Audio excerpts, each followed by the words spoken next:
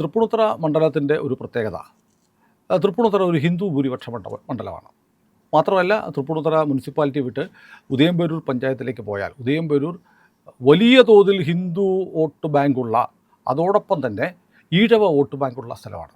ഈ ശ്രീനാരായണ പ്രസ്ഥാനങ്ങൾക്ക് വലിയ സ്വാധീനം ഉദയംപേരൂരിലാണെങ്കിലും പൂത്തോട്ടയിലാണെങ്കിലും ഒക്കെ. പൂത്തോട്ടയിൽ ശ്രീനാരായണ ഗുരുദേവൻ്റെ പാദസ്പർശമേറ്റ സ്ഥലമാണ്. അവിടുത്തെ ഒരു ശാഖയ്ക്ക് നഴ്സറി സ്കൂൾ മുതൽ കോളേജുകൾ മാത്രമല്ല ലോ കോളേജ് വരെയുണ്ട്.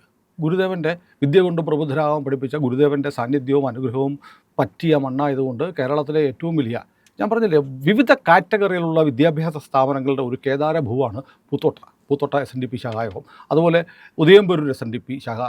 ഇത് രണ്ടും അതിശക്തമായി സ്വാധീനിക്കാൻ കഴിയുന്ന, ജനങ്ങളുടെ വോട്ട് എങ്ങനെയാവണമെന്ന് തീരുമാനിക്കാൻ കഴിയുന്നൊരു മണ്ഡലമാണ്. നമുക്കത് പരിശോധിക്കും മുമ്പ് കഴിഞ്ഞ നിയമസഭാ തെരഞ്ഞെടുപ്പിൽ തൃപ്പൂണിത്തുറ മണ്ഡലത്തിൽ എങ്ങനെയാണ് വോട്ട് എത്രയായിരുന്നു നോക്കാം. കഴിഞ്ഞ നിയമസഭാ തെരഞ്ഞെടുപ്പിൽ തൃപ്പൂണിത്തുറ മണ്ഡലത്തിൽ ആകെ പോൾ ചെയ്ത് 1,56,307 വോട്ടുകളാണ്. 3 സ്ഥാനാർത്ഥികളുണ്ടായിരുന്നു. വിജയിച്ച K Babu, M Swaraj, doctor KS Radhakrishnan. K ബാബുവിന് 992 വോട്ടുകളുടെ ഭൂരിപക്ഷത്തിനാണ് കെ ബാബു M സ്വരാജിനെ പരാജയപ്പെടുത്തത്. മണ്ഡലം കോൺഗ്രസ് തിരിച്ചു പിടിച്ചു. കോൺഗ്രസ് മണ്ഡലം എന്നറിയപ്പെടുന്നൊരു മണ്ഡലമായിരുന്നു തൃപ്പൂണിത്തുറ. നേരത്തെ ഗോപി കോട്ടമുറിക്കൽ ഇവിടെ മത്സരിച്ചിട്ടുണ്ട്.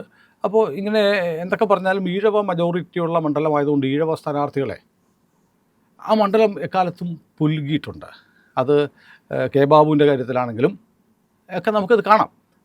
കെ ബാബുവിൻ്റെ ഒരു പ്രധാനപ്പെട്ട ഘടകം ഈഴവ വോട്ടുകൾ, കോൺഗ്രസ് വോട്ടുകൾക്ക് പുറത്ത് SNDP വോട്ടുകൾ കെ ബാബുവിന് കിട്ടുന്നതാണ്.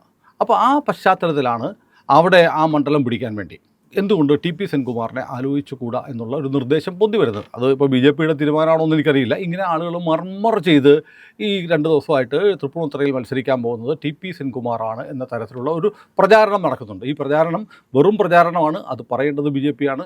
അവിടെ ഒരു സ്ഥാനാർത്ഥിയെ ലോഡ്ജ് ചെയ്യാൻ ഇന്ത്യ ലൈവ് ശ്രമിക്കുകയല്ല.